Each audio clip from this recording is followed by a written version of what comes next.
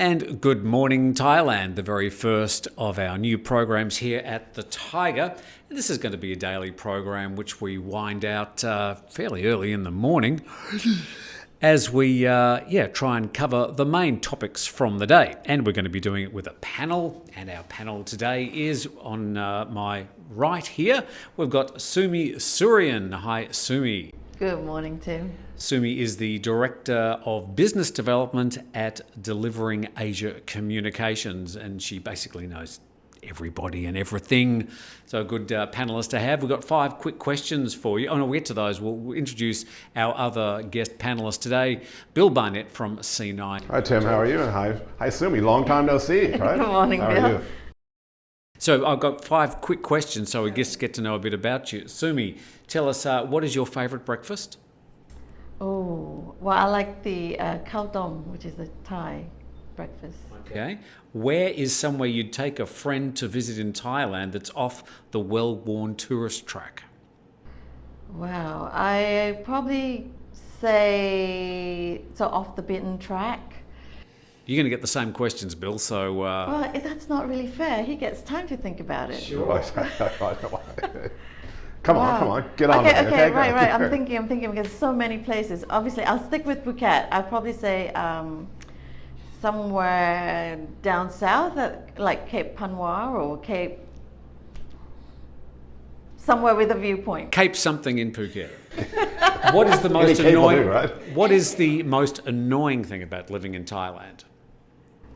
The traffic. I think the roundabout will be my pet peeve. Oh, yeah. Okay, tea or coffee? Tea. Okay, and Rolling Stones or Beatles? Beatles. Good, right. I'm not going to be judged by that, right? Probably.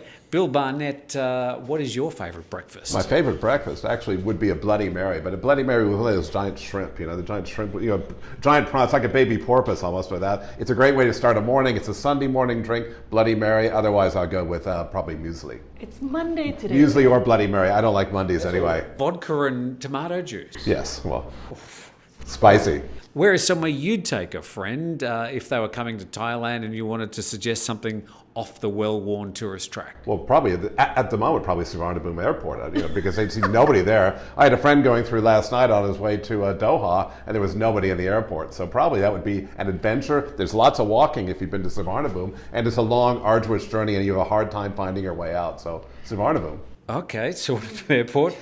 What's the most annoying thing about living in Thailand? Where do I start with that? Probably same but different. Same. Everything's always the same. Just that annoying phrase, same. Right? I just dislike every time. It's like the scratching on a nail board or something else. It's really annoying. Same. I don't need the T-shirt. Tea or coffee? I already know the answer. Definitely coffee. You can never have enough coffee. Okay. And Rolling Stones? Stones, without a doubt. Beatles, come on. Vanilla, no. Stones, without a doubt. 1969. All right, so that's all we've got time for today. No, we have got a lot more to go through. We've also got Jay pressing the buttons, so he's out the back there. He could wave to you, but you won't see him. Hi, Jay. We call him the homie. So we're going to start off by checking the main news stories around today. Checking the main stories around Thailand and Monday's COVID update, they say 2,713 new cases and 30 COVID-related deaths. In Phetchaburi, a factory sees more than 2,000 infections. A field hospital is being established there to cope with the growing numbers. Villages in southern Thailand closed off due to cases of the South African variant of COVID-19. And 400,000 baht in donations for a noodle vendor who was shot by off-duty police. And in Bangkok, 57 men have been arrested in a drug and sex party in a Bangkok sauna shop. All right, now time to check all the comments. We're calling this the Thaiger feedback because we really haven't come up with a better name for the segment at this stage. And this is where we get comments from our website, from our Facebook page, and from our YouTube channel. And we get 600 to 1,000 comments a day. And some of them are amusing, some of them are depressing, and some of them Occasionally interesting. So here's one. This is relating to a story that we did yesterday, talking about the reopening of Thailand. So we might just run a bit of that story. And even if the borders are reopened, what sort of restrictions will remain in place? Will the Thai government roll back some of the paperwork and red tape to actually encourage tourists to return? Will the government come up with easier visa options? Will they subsidise travel and flight costs to lure some of the more adventurous travellers back to Thailand? All right, so let's check some of the comments about that story. And GW said, too much uncertainty. Thailand got a late start on the vaccination front. I'll look to 2022 when they hopefully have their vaccination targets hit, because I don't see any meaningful elimination of quarantine from the government until they do. Do you think they're going to get rid of quarantine when they reopen Thailand? I mean, this is something we're talking about later, but what do you think, Bill? I think absolutely not. I think we're still going to see a quarantine process for a while. This is a process. We've always talked about this before. After 9/11, people had to learn to fly again, and 20 years later, people still take their shoes off at airports. Quarantine as a process still is going to exist because it's by market. And but they promised no quarantine. Yeah, well, that's the whole point. Again, going backwards, what's the practicalities of that? It's not going to happen overnight. Everything just doesn't start and stop with the new processes as well. Phuket is the sandbox and everything else. What's going to happen in the broader? Will there be a quarantine for certain countries? What happens when people come from the dreaded Africa, as the Thais say? Africa is not a single country, but it's lots of different countries as well. When they start traveling back, when people want to come from India, do you think there's going to be quarantine as well? Look at the practical aspect of that. Probably it will be eased in, but it's not just going to be bingo. Well, no if they're quarantine. vaccinated, I think they'll be okay. And tested negative. Again, there's fear factor as well, so I disagree with that 100%. I think it's not going to happen, and there won't be no quarantine. There'll be a quarantine for certain countries, and there will be an easing. What do you think, Tim? Well, I think that they've promised no quarantine. They said on July the 1st, Phuket, as the first part of this sandbox reopening pilot program, will open without quarantine. That's what they've said. For Phuket, but not the entire country again. No, they're talking about later in the year. Correct, and that's, we always have to go backwards, and Thailand's a pretty big country as well. It's not just a Phuket thing. It's, what about Krabi? What about Chiang Mai? What about these other places as well? Koh Samui, Hua Hin, how are these going to open as well? And I think it's a Thailand question. Too often people are obsessed by Phuket, but it's Thailand, Well, we've got that as a major topic a bit later, so let's get through these comments. Jim Ferranti said, why are you not bothered that the government tracks your movements like a common criminal? Sad. I was talking about the More Chana app, which we have to put on our phones, and we've been doing that for, 6 months here in Thailand, where we've had the downloaded app, and it sort of tracks where you are, or it tracks your movements. Does it bother you? I had a question. Was that comment from Facebook? From YouTube. Okay, do you not believe that Google's tracking you? Do not use Facebook? Anybody who uses Amazon.com with embedded cookies, you're already being tracked, so kind of just take it and go with it as well, because if you want to take that line of thought, that's everywhere any online system today is going to be tracking you anyway. They know what you want, your preferences as well. So otherwise, don't stop using YouTube, stop using Google, and you can be the Unabomber and go live somewhere in Cape somewhere else alone. Right? But there's nowhere to go now anyway, so it doesn't really matter. I mean, we're stuck here. Another comment was from native speaker English teacher. Couldn't come up with a better name. He or she said, it looks so nice there without all the tourists and touts. And I was thinking yesterday that haven't we been lucky as people living in Thailand without all the tourists? It's been sort of nice living here without all the traffic. Understanding, of course, that it's had a huge economic impact. We're sometimes a bit selfish. Yeah, we take things for granted. I mean, certainly, I think, with the quietness, with domestic travel as well, now that we can't travel anywhere internationally, we do get to appreciate these places without the mass tourist and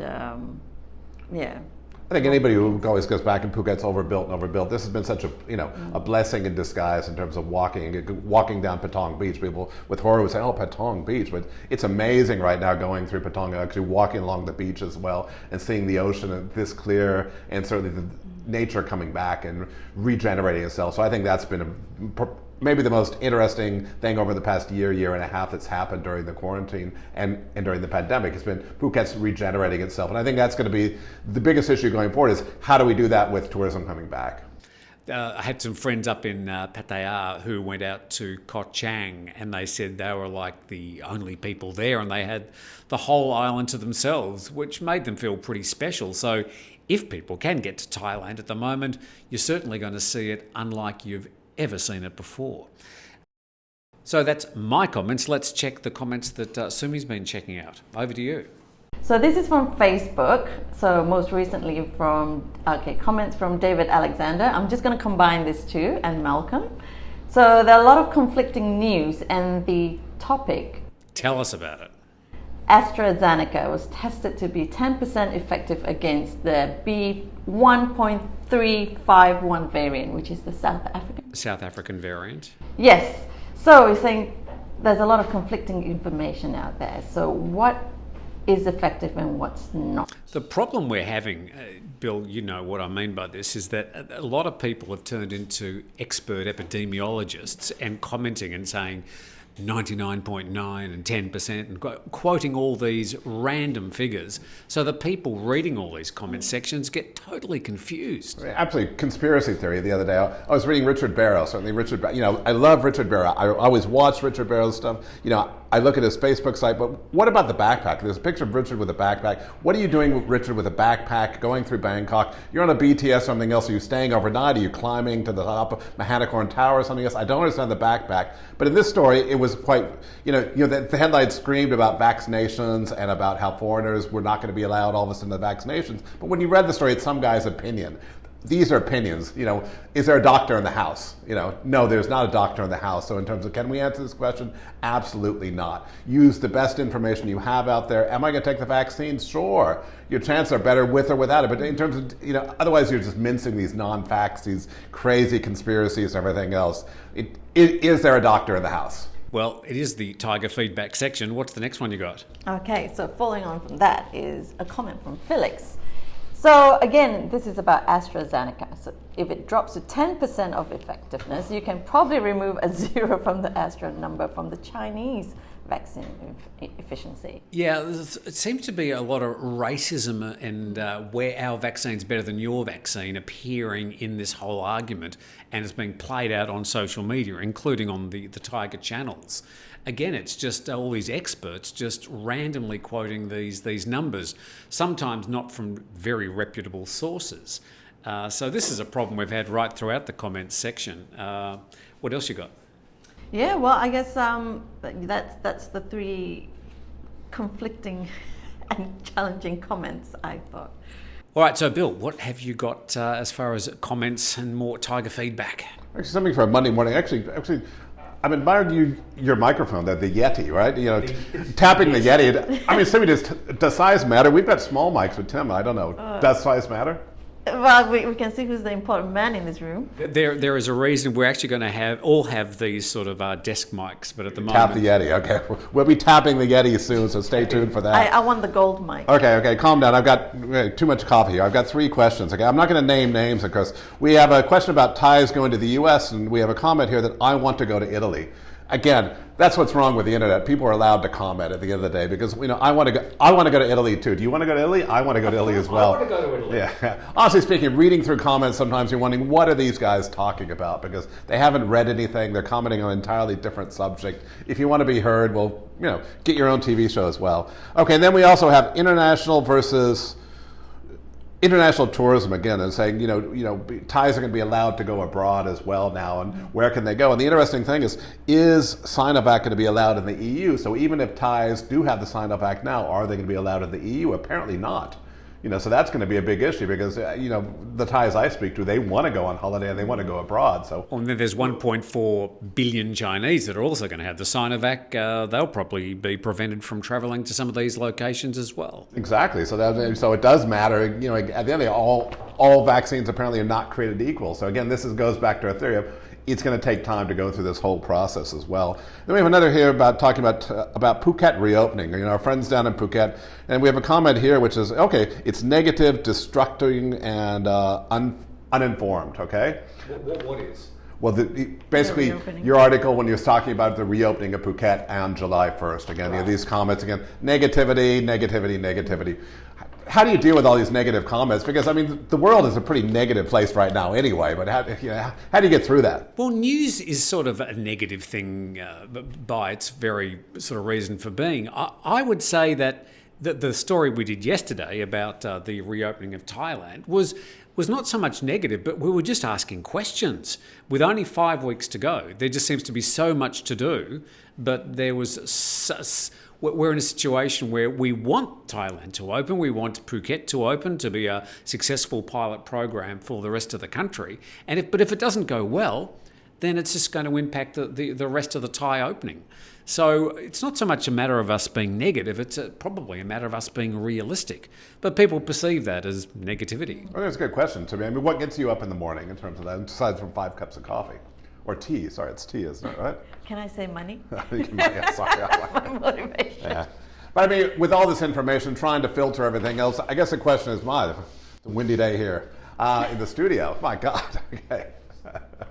That's just not Tim talking either, so the wind blows both ways. Richard Barrow, tell us about the backpack coming backwards. But again, is it too much information? Well, there is so much information out there. An interesting thing about the media, and this is probably a whole program worth, is that 20 years ago, information was a one-way track. The media used to report the information, and then 24 hours later they'd be reporting some more information, and people could sit at home and grumble or disagree, but nobody knew about it.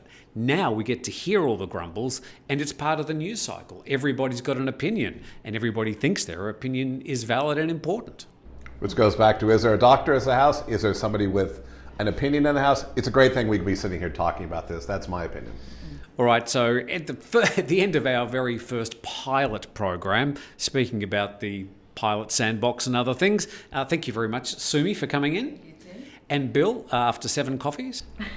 There's more coming, don't worry about it. We'll see you tomorrow. And we'll see you tomorrow, and we'll hopefully see you tomorrow. This is just a soft launch. This whole week is just a bit of a start for the Good Morning Thailand program. You'll see things sort of added into the room. You'll see some new microphones. You'll see a few other changes. But we're just going to ease our way into this to make sure that we deliver something hopefully interesting for you to enjoy your morning tea with. But from all of us, thank you very much for watching, and we'll see you next time.